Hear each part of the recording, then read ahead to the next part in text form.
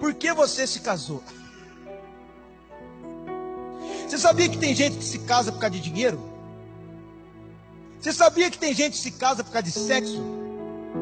Você sabia que tem gente que se casa por causa de carências emocionais? Deve ser por isso que 80% para cima dos casamentos hoje no Brasil dão em divórcio.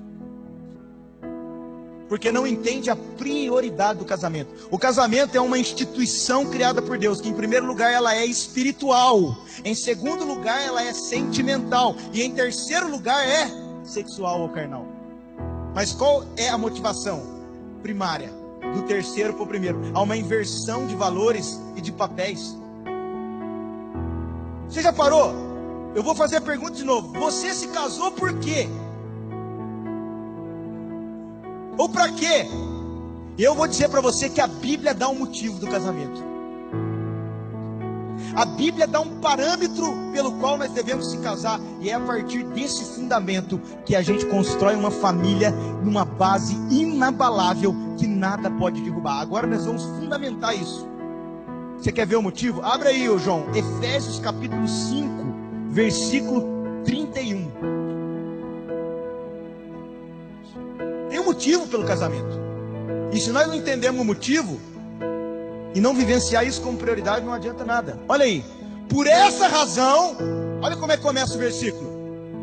Como que começa? Por essa razão, ou seja, por esse motivo, o homem deixará pai e mãe e se unirá à sua mulher, e os dois se tornarão uma só carne. Que razão é essa? Passa o próximo versículo, João. Olha o motivo aí.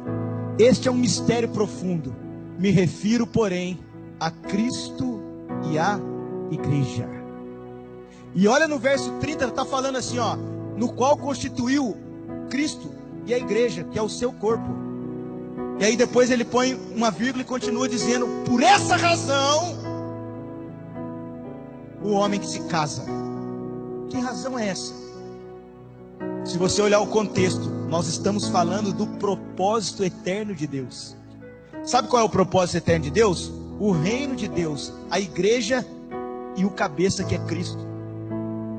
Ele está falando de Cristo, ele está falando de um propósito que Deus instituiu. E aí ele põe um parênteses no meio dizendo: por essa razão o homem vai deixar o seu pai e a sua mãe, e ele vai unir a sua mulher, e os dois vão ser uma só carne. Então o casamento tem um motivo: cumprir o propósito em Deus.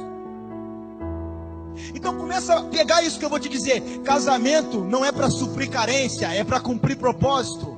Casamento não é para estabilizar a vida, é para cumprir um plano estabelecido por Deus.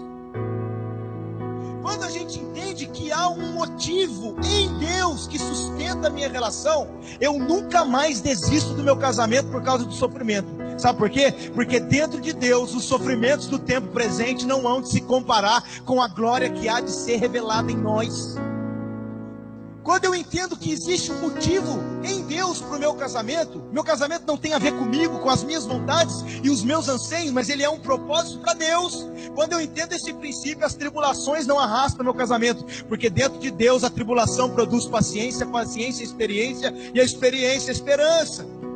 Quando eu entendo que há um princípio, um propósito no casamento, as minhas fraquezas não me distanciam da minha esposa, porque nas minhas fraquezas o poder de Cristo se aperfeiçoa sobre mim. Então eu vou te dizer o que eu aprendi quando eu casei.